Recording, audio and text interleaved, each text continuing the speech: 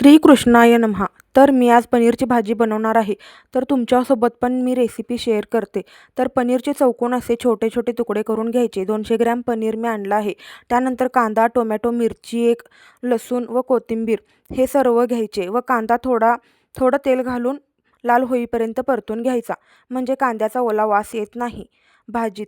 व हे सर्व मिक्सरला बारीक करून घ्यायचे. त्यानंतर कढईत 2 चमचे तेल घालायचे, मोहरी व जिरे थोडं घालायचं व मिक्सरला बारीक करून घेतलेला मसाला घालून छान 2-3 मिनिटे भाजून घ्यायचा. मसाला छान भाजला की भाजी पण छान चव होते व मसाल्याचा वास भाजीला येत नाही. मी पनीर मसाला डायरेक्ट न घालता दुधात मिक्स करून घालते, त्यामुळे चव खूप छान येते व भाजीला छान ग्रेव्ही पण तयार होते. मसाला छान दुधात मिक्स करून घ्यायचा, त्याच्या गाठी होऊ द्यायच्या नाहीत.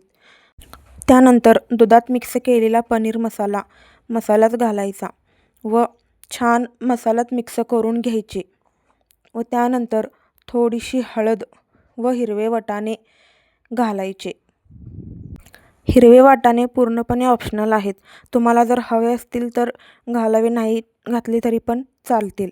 त्यानंतर 2 चमचे लाल तिखट व चवीनुसार मीठ टाकायचे. 2 मिनिटांसाठी तेल सुटेपर्यंत प्लेट झाकून थोडं शिजवून घ्यायचे व नंतर गरम पाणी टाकून पनीर टाकायचे व बारीक चिरलेली कोथिंबीर टाकायची व 2 मिनिटांनी गॅस बंद करायचा.